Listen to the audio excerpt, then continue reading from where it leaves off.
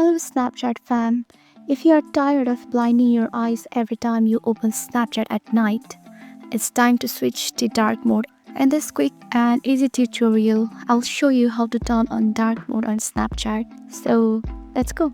First, open Snapchat and tap on your profile icon in the top left corner. And again in setting icon, scroll down until you see app appearance.